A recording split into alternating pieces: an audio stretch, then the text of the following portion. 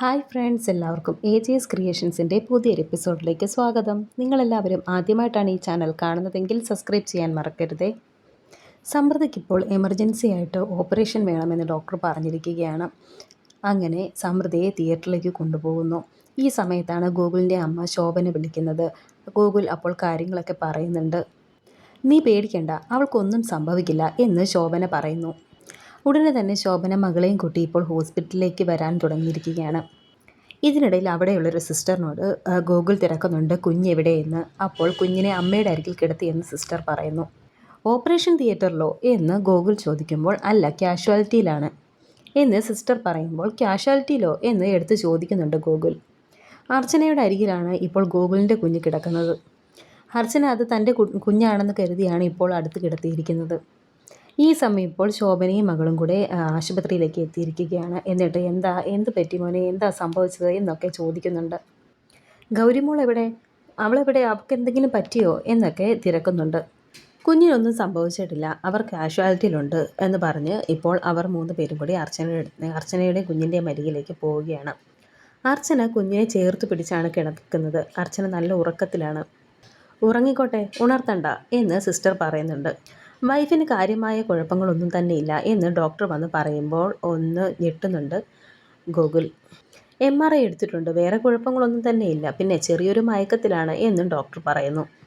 അർച്ചന ഗോകുലിൻ്റെ വൈഫാണെന്ന് കരുതിയാണ് ഡോക്ടർ അങ്ങനെയൊക്കെ ഗോകുലിനോട് സംസാരിക്കുന്നത്. കുഞ്ഞിനെ അർച്ചനയുടെ അടുത്ത് നിന്ന് മാറ്റണ്ട എന്ന് ഡോക്ടർ പറയുന്നുണ്ട്. അങ്ങനെ ഡോക്ടർ പോകുന്നുണ്ട്. അങ്ങനെ ഗോകുലും ശോഭനയും ഒക്കെ ഇപ്പുറത്തോട്ട് മാറി വരുന്നു. എന്നിട്ട് ശോഭന മാറി നിന്നിട്ട് ഗോകുലിനോട് ചോദിക്കുന്നുണ്ട്, ആ പെൺകുട്ടിയുടെ അടുത്ത് ആ പെൺകുട്ടി ഏതാണ്, അവളുടെ അടുത്ത് എന്തിനാണ് നമ്മുടെ കുഞ്ഞിനെ കിടത്തിയിരിക്കുന്നത്? ഞാൻ പോയി നമ്മുടെ കുഞ്ഞിനെ എടുത്തുകൊണ്ട് വരാം എന്നൊക്കെ ശോഭന പറയുന്നുണ്ട്. ഗോകുലുടനെ പറയുന്നുണ്ട്, നിങ്ങളിങ്ങനെ മനസാക്ഷിയില്ലാതെ സംസാരിക്കരുത്. എൻ്റെ വണ്ടി തട്ടിയാണ് ആ പെൺകുട്ടിക്ക് അപകടം സംഭവിച്ചിരിക്കുന്നത് എന്ന്. അപ്പോൾ ഗോകുലിൻ്റെ സഹോദരി ചോദിക്കുന്നുണ്ട്, അതിനെന്താ അവരെ ചികിത്സിക്കുന്നില്ലേ, വഴിയിൽ ഉപേക്ഷിച്ചിട്ട് പോന്നിട്ടൊന്നുമില്ലല്ലോ എന്നൊക്കെ പറയുന്നു. ഉടനെ ഗൂഗിൾ പറയുന്നുണ്ട്, നിങ്ങൾക്ക് എൻ്റെ അവസ്ഥ പറഞ്ഞാൽ മനസ്സിലാവില്ല. ഇന്ന് വരെ എൻ്റെ കയ്യിൽ നിന്ന് യാതൊരു അബദ്ധവും സംഭവിച്ചിട്ടില്ല. സമൃദ്ധയെ എത്രയും പെട്ടെന്ന് ഹോസ്പിറ്റലിൽ എത്തിക്കണം എന്നുള്ള വെപ്രാളത്തിൽ അത്രയും സ്പീഡിലാണ് ഞാൻ വണ്ടി ഓടിച്ചത്. അതിനിടയിൽ നശിച്ച ഒരു ലോറിയെ ഓവർടേക്ക് ചെയ്യുന്നതിനിടയിലാണ് എൻ്റെ വണ്ടി ആ പെൺകുട്ടിയെ ചെന്നിടിച്ചത്. സത്യം പറഞ്ഞാൽ എനിക്കിപ്പോഴും ആ വിറയൽ മാറിയിട്ടില്ല എന്നൊക്കെ ഗൂഗിൾ പറയുമ്പോൾ ശോഭന പറയുന്നുണ്ട്, നീ ഒരു വക്കീലല്ലേ, ഇത്തരമൊരു സാഹചര്യം വന്നാൽ നേരിടാൻ നിനക്കറിയില്ലേ? അപകടം പറ്റിയ ആളെ ഹോസ്പിറ്റലിൽ എത്തിച്ചല്ലോ, ഇനി പോലീസിനെ അറിയിക്കണം, ബാക്കി അവർ നോക്കിക്കോളും. നീ ഇപ്പോൾ സമൃദ്ധയുടെ കാര്യം മാത്രം നോക്കിയാൽ മതി, അല്ലാതെ ഇതിൻ്റെ പിന്നാലെ തൂങ്ങാൻ നിൽക്കണ്ട, അത് പിന്നെ പുലിവാലാകത്തേ ഉള്ളൂ എന്നൊക്കെ അമ്മ പറഞ്ഞു കൊടുക്കുന്നുണ്ട്. എന്തായാലും കുഞ്ഞു കുറച്ച് സമയം അവിടെ തന്നെ കിടക്കട്ടെ, കുറച്ച് കഴിഞ്ഞ് ചെന്ന് എടുക്കാം എന്ന് ഗൂഗിൾ പറയുന്നു. സമൃദ്ധയുടെ കാര്യം ഡോക്ടർ എന്താണ് പറഞ്ഞത്? വയ്യാതിരിക്കുന്ന ഈ സമയത്ത് ഗുരുവായൂരേക്കുള്ള യാത്ര വേണ്ടെന്ന് ഞാൻ അപ്പോഴേ പറഞ്ഞതാണ്, അതൊന്നും കേട്ടില്ല എന്ന് ശോഭന പറയുന്നുണ്ട്.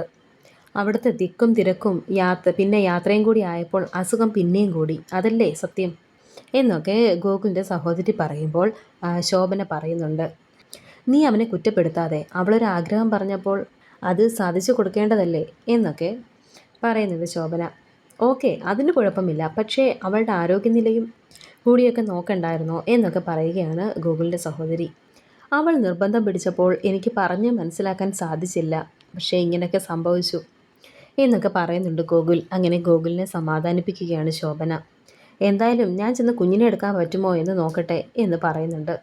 അങ്ങനെ സിസ്റ്ററിൻ്റെ അടുത്ത് നിന്ന് ചോദിക്കുന്നുണ്ട്. അപ്പോൾ സിസ്റ്റർ പറയുന്നുണ്ട്, അതിൻ്റെ അമ്മയുടെ അടുത്ത് സുഖമായി കിടന്നുറങ്ങുകയല്ലേ, പിന്നെ എന്തിനാണ് ആ കുഞ്ഞിൻ്റെ അമ്മ ഇത്രയും പറയുമ്പോൾ അപ്പോൾ സിസ്റ്റർ പറയുന്നുണ്ട്, അമ്മയുടെയും കുഞ്ഞിൻ്റെയും കാര്യങ്ങളൊക്കെ ഞങ്ങൾ നോക്കണം, തൽക്കാലം അവിടെ പോയി ഇരിക്കേ എന്നൊക്കെ പറഞ്ഞ് സിസ്റ്റർ അവരെ പറഞ്ഞു വിടുന്നുണ്ട്. കുഞ്ഞിൻ്റെ അമ്മ അവളാണെന്നാണ് സിസ്റ്റേഴ്സ് തെറ്റിദ്ധരിച്ച് വെച്ചിരിക്കുന്നത്.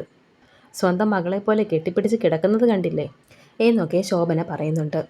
നീ ഇപ്പോൾ പ്രശ്നമൊന്നും ഉണ്ടാക്കണ്ട, കുഞ്ഞിപ്പോൾ അവിടെ ശാന്തമായി കിടക്കുകയല്ലേ, കുഞ്ഞവിടെ കിടക്കട്ടെ, നമുക്ക് പിന്നെ പോയി കുഞ്ഞിനെ എടുക്കാം എന്ന് ശോഭന പറയുന്നുണ്ട്. ഈ സമയം ഇപ്പോൾ സമൃദ്ധയ്ക്ക് ഓപ്പറേഷൻ നടന്നുകൊണ്ടിരിക്കുകയാണ്. അങ്ങനെ ഗൂഗിൾ പുറത്ത് തന്നെ ആ കസേരയിൽ ഇങ്ങനെ കാത്തിരിക്കുകയാണ്. എങ്ങനെയോ നേരം വെളുപ്പിക്കുകയാണ്. അമ്മയും സഹോദരിയും ഇപ്പോൾ ഗൂഗിളിൻ്റെ അടുത്തേക്ക് വരുന്നു. ശോഭന ഇപ്പോൾ ഒരു ഗ്ലാസ് ചായ വാങ്ങിക്കൊണ്ട് വന്നിരിക്കുകയാണ്. എന്നിട്ട് ഗൂഗിളിനെ അത് നിർബന്ധിച്ച് കുടിപ്പിക്കുന്നുണ്ട്. എന്നാൽ തനിക്ക് വേണ്ട എന്ന് പറഞ്ഞ് ഗൂഗിൾ അത് തട്ടി മാറ്റുകയാണ്. കുഞ്ഞിനെ പോയി എടുക്കണ്ടേ എന്ന് ശോഭന ചോദിക്കുന്നുണ്ട്. രാത്രിയിൽ ഞാൻ 1, 2 തവണ കുഞ്ഞിനെ നോക്കിയതാണ്. അപ്പോൾ അവൾ സുഖമായി ഉറങ്ങുകയായിരുന്നു. അതുകൊണ്ട് വെറുതെ ഉണർത്തണ്ട എന്ന് കരുതി ഞാൻ തിരിച്ചു പോന്നതാ എന്ന് ഗോകുൽ പറയുന്നു. അങ്ങനെ ഇപ്പോൾ ഓരോന്നും ആലോചിച്ച് ടെൻഷനോടെ നിൽക്കുകയാണ് ഗോകുൽ. ഇപ്പോൾ ഡോക്ടർ അവിടേക്ക് വന്നിരിക്കുകയാണ്. എന്തായി ഡോക്ടർ എന്ന് ഗോകുൽ തിരക്കുന്നുണ്ട്. അപ്പോൾ ഡോക്ടർ പറയുന്നുണ്ട്, പേടിക്കാനൊന്നുമില്ല, നിങ്ങളുടെ പ്രാർത്ഥന ദൈവം കേട്ടിരിക്കുന്നു. ഓപ്പറേഷനൊക്കെ സക്സസ് ആയിട്ട് നടന്നു. BP-യിൽ ഒരു ചെറിയ വേരിയേഷൻ ഉണ്ട്, അത് കാര്യമാക്കണ്ട. ഉടനെ തന്നെ ഒബ്സർവേഷൻ റൂമിലേക്ക് മാറ്റും. എല്ലാം ഓക്കെ ആകും, ടെൻഷനാകാതിരിക്കൂ എന്നൊക്കെ പറഞ്ഞ് ഡോക്ടർ ഗോകുലിന് കൈ കൊടുക്കുന്നു. ശേഷം അവിടേക്ക് സമൃദ്ധയെ കൊണ്ടുവരുന്നുണ്ട്. ഗോകുൽ അത് കാണുന്നു. കുറച്ച് നേരം വെയിറ്റ് ചെയ്യൂ, അത് കഴിഞ്ഞ് കാണാമെന്ന് സിസ്റ്റർ പറയുന്നുണ്ട്. അങ്ങനെ സമൃദ്ധയെ റൂമിലേക്ക് കൊണ്ടുപോയിരിക്കുകയാണ്. ഈ സമയം ഇപ്പോൾ അർച്ചനയെ കാണിക്കുന്നുണ്ട്. ഡോക്ടർ അങ്ങനെ അർച്ചനയെ പരിശോധിച്ചുകൊണ്ടിരിക്കുകയാണ്. ഡോക്ടർ അർച്ചനയോട് ചോദിക്കുന്നുണ്ട് പേരെന്താണെന്ന്. എന്നാൽ അർച്ചനയ്ക്ക് ഒന്നും തന്നെ അങ്ങോട്ട് ഓർത്തെടുക്കാൻ സാധിക്കുന്നില്ല. പേരോർമ്മയില്ലെങ്കിൽ വേണ്ട, മറ്റെന്തെങ്കിലും ഓർമ്മയുണ്ടോ എന്ന് ഡോക്ടർ ചോദിക്കുന്നുണ്ട്. അപകടം പറ്റിയ സ്ഥലത്ത് നിങ്ങൾ എങ്ങനെയാണ് വന്നത് എന്നൊക്കെ ഡോക്ടർ ചോദിക്കുമ്പോൾ അതിനൊന്നിനും തന്നെ അർച്ചനയ്ക്ക് മറുപടിയില്ല. ആ ഒരു അപകടം പറ്റിയത് മാത്രമാണ് അർച്ചനയ്ക്ക് ഓർമ്മയുള്ളത്. പിന്നെ കുഞ്ഞിനെ പറ്റിയും ചോദിച്ചിരുന്നു. കുഞ്ഞ് ഇവിടെ തന്നെ ഉണ്ടല്ലോ എന്ന് ഡോക്ടർ പറയുന്നു. എന്നിട്ട് ചോദിക്കുന്നുണ്ട് മറ്റെന്തെങ്കിലും ഓർത്തെടുക്കാൻ സാധിക്കുന്നുണ്ടോ എന്ന്. അർച്ചന ഓർക്കാൻ ശ്രമിക്കുന്നുണ്ട്, പക്ഷേ സാധിക്കുന്നില്ല. അങ്ങനെ പരിചയമുള്ള ആരുടെയെങ്കിലും പേരോർമ്മയുണ്ടോ, ഏതെങ്കിലും സ്ഥലം ഓർക്കുന്നുണ്ടോ, അമ്പലം, പള്ളി, അങ്ങനെ എന്തെങ്കിലും എന്നൊക്കെ ഡോക്ടർ ചോദിക്കുമ്പോൾ എൻ്റെ കുഞ്ഞ്, എൻ്റെ മോളെ എന്നൊക്കെ പറഞ്ഞ് അത് മാത്രമാണ് അർച്ചന പറയുന്നത്. ഈ സമയം സിസ്റ്റർ വന്ന് ഡോക്ടേഴ്സിനെ എല്ലാം വിളിച്ചുകൊണ്ട് പോവുകയാണ്. അങ്ങനെ ഗോകുലിനെയും വിളിക്കുന്നുണ്ട്. അർച്ചനയുടെ അടുത്തേക്ക് വന്നിരിക്കുകയാണ് ഇപ്പോൾ ഗോകുലും അമ്മയും സഹോദരിയും ഒക്കെ. അങ്ങനെ അവരെ നിർത്തി ഡോക്ടർ ചോദിക്കുന്നുണ്ട്, ഇതാരാണെന്ന് മനസ്സിലായോ എന്നൊക്കെ അർച്ചനയോട് ഡോക്ടർ ചോദിക്കുന്നുണ്ട്. ഇത് അർച്ചനയുടെ ഭർത്താവാണ് എന്നൊക്കെ ഡോക്ടർ പറയുന്നുണ്ട്. അത് കേട്ട് അവരെല്ലാവരും ഞെട്ടുന്നുണ്ട്. അർച്ചനയും ഞെട്ടുകയാണ്. ഒന്നുകൂടി ഓർത്തു നോക്കൂ, എന്താണ് ഹസ്ബൻഡിൻ്റെ പേര് എന്ന് ഡോക്ടർ ചോദിക്കുന്നുണ്ട്. ഈ നിൽക്കുന്ന ആരെങ്കിലും ഓർമ്മയുണ്ടോ എന്ന് ഡോക്ടർ ചോദിക്കുമ്പോൾ എല്ലാവരെയും മാറി മാറി നോക്കുകയാണ് അർച്ചന. ഡോക്ടർ, ഞാൻ ഇവരുടെ ഹസ്ബൻഡല്ല, ഇവരെ ഞാൻ കണ്ടിട്ടില്ല, ഇതെൻ്റെ അമ്മയും ചേച്ചിയുമാണ്, ഇവരെയും പരിചയമുണ്ടാവില്ല എന്നൊക്കെ ഗോകുൽ ഡോക്ടറോട് പറയുന്നുണ്ട്. അപ്പോൾ ഡോക്ടർ പറയുന്നു, നിങ്ങളെ മാത്രമെന്നല്ല ഇവർക്ക് ആരെയും തന്നെ ഓർമ്മയില്ല, നിങ്ങളൊന്ന് എൻ്റെ റൂമിലേക്ക് വരൂ എന്ന് ഡോക്ടർ പറയുന്നു. അങ്ങനെ ശോഭനയും സഹോദരിയും കുഞ്ഞിനെ എടുക്കാൻ ശ്രമിക്കുന്നുണ്ട്. എന്നാൽ സിസ്റ്റർ പറയുന്നുണ്ട്, നിങ്ങൾ പുറത്തേക്ക് നിൽക്ക്, ഞാൻ അങ്ങോട്ട് കുഞ്ഞിനെ തന്നേക്കാം, പുറത്തേക്ക് പൊക്കോളൂ എന്നൊക്കെ പറയുന്നുണ്ട് സിസ്റ്റർ. അർച്ചനയ്ക്ക് കുഞ്ഞിനോടുള്ള സ്നേഹം അത് മാത്രമാണ് ഇപ്പോൾ അറിയാൻ സാധിക്കുന്നത്. സ്വന്തം പേര് പോലും അർച്ചനയ്ക്ക് ഓർമ്മയില്ല, എന്നാൽ കുഞ്ഞിനെപ്പറ്റി നല്ല ഓർമ്മയുണ്ട്. അങ്ങനെ ഗോകുൽ ഇപ്പോൾ ഡോക്ടറിൻ്റെ റൂമിലേക്ക് എത്തിയിരിക്കുകയാണ്. എന്താണ് സംഭവിച്ചത് എന്ന് ചോദിക്കുന്നുണ്ട്. നിങ്ങളുടെ കാർ തട്ടി അപകടത്തിൽപ്പെട്ടതാണോ എന്ന് ചോദിക്കുമ്പോൾ ഗോകുൽ പറയുന്നുണ്ട്, അല്ല, എൻ്റെ വൈഫിനെയും കൊണ്ട് ഹോസ്പിറ്റലിലേക്ക് വരുമ്പോൾ കാർ ഇടിച്ച് റോഡിൽ കിടക്കുകയായിരുന്നു. അങ്ങനെ ഓരോ കാര്യങ്ങൾ പറയുകയാണ് ഗോകുൽ ഡോക്ടറിനോട്. എല്ലാം കേട്ട ശേഷം ഡോക്ടർ പറയുന്നുണ്ട്, അത് ശരി, നിങ്ങളുടെ കുഞ്ഞാണല്ലേ, എത്രയും പെട്ടെന്ന് ഇത് പോലീസിൽ ഇൻഫോം ചെയ്യണം. ചിലപ്പോൾ അതൊരു മർഡർ അറ്റംപ്റ്റ് ആണെങ്കിലോ, അവർക്ക് എന്തെങ്കിലും സംഭവിച്ചാൽ നിങ്ങൾ കുടുങ്ങും എന്ന് ഡോക്ടർ പറയുന്നു. എന്താണ് ഇപ്പോൾ ശരിക്കുമുള്ള ഒരു കണ്ടീഷൻ എന്ന് ഗോകുൽ തിരക്കുന്നുണ്ട്. ഉടനെ ഡോക്ടർ പറയുന്നുണ്ട്, ആക്സിഡൻറ്റിൽ അവരുടെ ഓർമ്മ പോയിരിക്കുകയാണ്. ഈ അവസ്ഥയിൽ ഇപ്പോൾ രോഗി അപകടം സംഭവിച്ചതും അതിനു മുമ്പുള്ള കാര്യങ്ങളും മറന്നുപോകും. പുതിയ കാര്യങ്ങൾ ഓർക്കാൻ ചിലപ്പോൾ സാധിച്ചുവെന്നും വരില്ല. ഇത് മാറാനോ മാറാതിരിക്കാനോ ചാൻസ് ഉണ്ട്.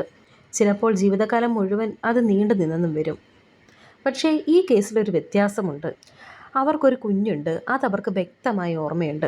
ഇത് നിങ്ങളുടെ കുഞ്ഞാണെങ്കിലും അത് അവർക്കൊപ്പം ഉണ്ടായിരുന്ന കുഞ്ഞാണെന്ന് അവർ വിശ്വസിക്കുന്നത് എന്നൊക്കെ ഡോക്ടർ പറയുമ്പോൾ വളരെ നിരാശയോടെ ഇരിക്കുകയാണ് ഗോകുൽ.